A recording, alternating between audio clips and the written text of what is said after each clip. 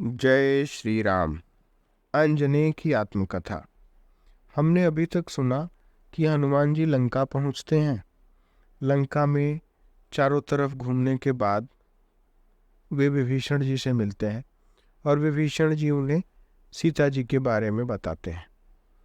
बताए हुए तरीके से वे अशोक वाटिका में पहुंचते हैं और सीता जी जिस अशोक वृक्ष के नीचे बैठी हैं उसी के ऊपर झाड़ियों में पत्तों के बीच में हनुमान जी सूक्ष्म रूप में छुप करके बैठ जाते हैं। राक्षसियों के हटने का इंतजार करते हैं। रावण आता है। रावण और सीता जी का संवाद होता है। उसके बाद राक्षसियां सीता जी को डराती हैं। उसमें से एक राक्षसी जिसका नाम त्रिजटा होता है वो राक्षसियों को समझाती है और अपने स्वप्न का विवरण बताती है। और स्वप्न बताने के बाद राक्षसियां जो कि सुनती हैं उस स्वप्न को वे डर जाती हैं और त्रिजटा ने उसके बाद समझाया है डरा करके कि अब हम सबका हित सीता जी की सेवा करने में है। अब इसके आगे वैदेही, हम सब तो दासियां हैं, हमको क्षमा करना। सबने मस्तक रखा अम्बा के सामने भोलू पर। अब तुम थोड़ा विश्राम कर लो। हमारे रहने से तुम्हें उद्विग्नता होगी। हम सब अब घर जाती हैं। हमें भी निद्रा आ रही है। भले वे क्रूरा कुरूपा राक्षसियां थीं, उनकी समझदारी प्रशंसा योग्य थी। रात्रि के इस चतुर्थ प्रहर में उन निशाचरियों को निद्रा सतावे यह भी स्वाभाविक था और अम्बा को इस समय अकेली छोड़ने से अधिक उचित सेवा दूसरी नहीं थी। सखी त्रिजटे, अब यह सहने में मैं असमर्थ हो गई हूं। तुम मुझे असहाया की थोड़ी सहायता करने की कृपा और करो। परम पुरुष की नित्य अभिन्ना महाशक्ति जगत जननी एक क्षुद्र निशाचरी से इस प्रकार अनुनय करे, यह देखकर किसका हृदय विदीर्ण नहीं होगा।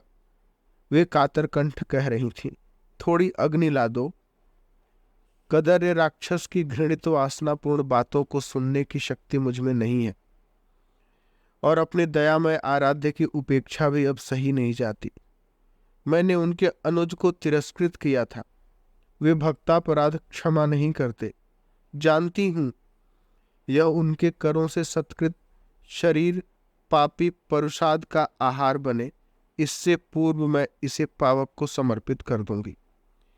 मेरे वस्त्रों में लगा अग्नि मुझे दग्ध कर देने को पर्याप्त है।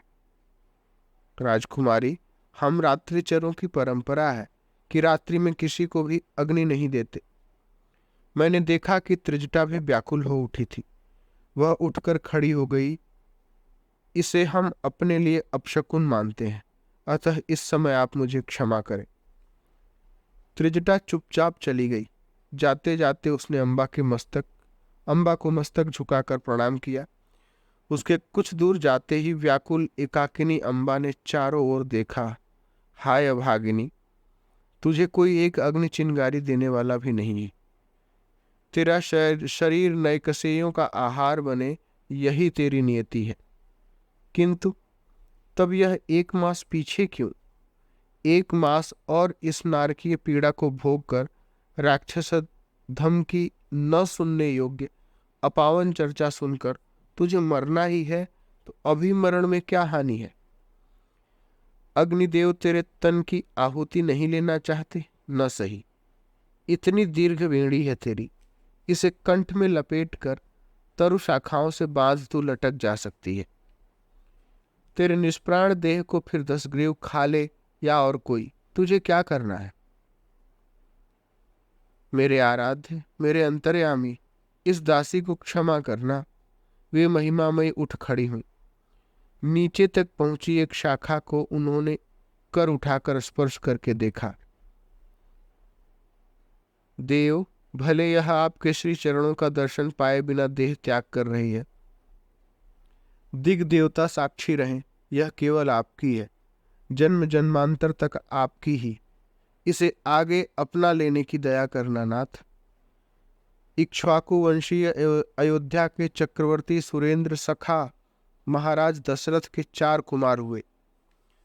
मैं और देखने सुनने में असमर्थ होकर बोलने लगा। नूतन श्रेष्ठ समर्थ महर्षि विश्वामित्र भी जब राक्षसों के उत्पात को शमन करने में समर्थ नहीं हुए, अयोध्या जाकर चक्रवर्ती महाराज से उनके 2 कुमार मांग लाए। उन किशोर कुमारों ने क्रीड़ा में उन राक्षसों की आहुति दे दी अपनी शराग्नि में। महर्षि ने उन्हें लेकर मिथिला की ओर प्रस्थान किया। बड़े कुमार ने अपनी चरण रज से पाषाणीभूता अहिल्या का उद्धार कर दिया। जनकपुर में पुरारी का पिनाक उन्होंने पौरुष से खंडित किया और परशुराम उनको अपना धनुष देकर स्तुति करके विदा होने को बाध्य हुए। महाराज दशरथ बारात लेकर आए। चारों राजकुमारों को विवाह करके मिथिला से अयोध्या लौटे। मैंने देख लिया कि अम्बा शांत उद्ग्रीव स्थिर खड़ी सुनने लगी हैं। उनके कपोलों पर अजस्त्र प्रवाहित अश्रुधारा का प्रवाह बंद हो गया है। उनके नेत्रों में आश्चर्य है। मैं कहता गया, महारागी कैकेयी को केवल कलंक मिलना था। सुरों का षड्यंत्र सफल हुआ। श्री राम पिता के वरदान को सार्थक करने अनुज एवं भार्या के साथ 14 वर्ष के लिए वन पधारे, तो चक्रवर्ती महाराज प्राण धारण नहीं कर सके। अब तो अवधि की प्रतीक्षा करते श्री भरत अपने अग्रज की पादुकाओं का पूजन कर रहे हैं। मैंने प्रभु के श्रीमुख से जो सुना था वही कह रहा था। श्री रघुनाथ चित्रकूट से दंडकारण्य आए तो सुपर्णखा को राक्षसों का काल वहां ले गया। छोटे कुमार के द्वारा उसके नासिकाकर्ण क्या काटे गए, वह खरदूषण की संपूर्ण सेना को श्री राम की शराग्नि में भस्म करवा के भी संतुष्ट नहीं हुई। उसी की प्रेरणा से दशग्रीव मायावी मारीच को लेकर जनस्थान पहुंचा। मारीच मायामृग बनकर भी मुक्ति पा गया श्री राम के शर से मरकर, किंतु दशग्रीव भी वैदेही को छल पूर्वक हरण करने में समर्थ हो गया। महाप्राण गीधराज जटायु वृद्ध थे। बाधक बनकर वे महाभाग दुष्ट राक्षस के खड्गे से आहत हुए। मुझ पर अनुग्रह किया करुणाधाम श्री राम ने। उनके आदेश से भगवती भूमिजा के अन्वेषण में निकले हम असंख्य चरों में से मेरी यात्रा आज सफल हुई। जय श्री राम।